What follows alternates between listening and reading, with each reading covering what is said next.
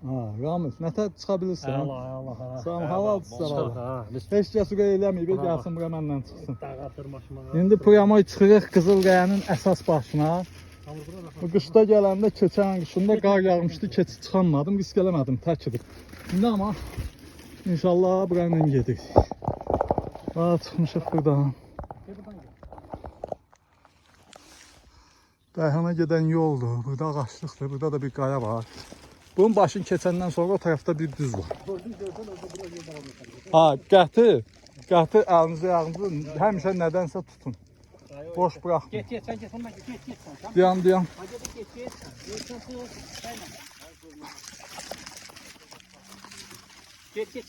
Sən tərpənmə, mən çıxım sonra. Çünki ayağın altı boşdur, mamın sürüşür, qoyursan gedir. Ehtiyatlı olmaq lazım. Sen tut verme abi. Yəni bunu çiynimə taxım. Onu tut verməni taxım çiynimə. Yetapsan hiç yok. Yoxdur belə gedirəm də, dənə qalıb çıxmışıq. Tamam tersen. Montaj edeceğiz. Ayağınızın altına etibar eləmin. Əsas əllə tutun, çünki mamırda sürüşüb gedir. Sürüşdürsə də aşağıda 10 metr dərinlik var. Gəlib çatmışıq. Sağ tərəfə qəsd getməyin. Sağ tərəf sıldırım. O tərəfə keçməyin. O tərəfə keçməyin. Ancaq bir yana gedəcək. Hə?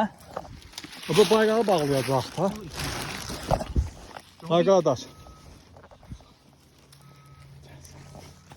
Sən nə deyirəm onu elə də. Biz gəldik, çıxdıq bax bunun düz başına. Mən bura bir dəfə də çıxmışam.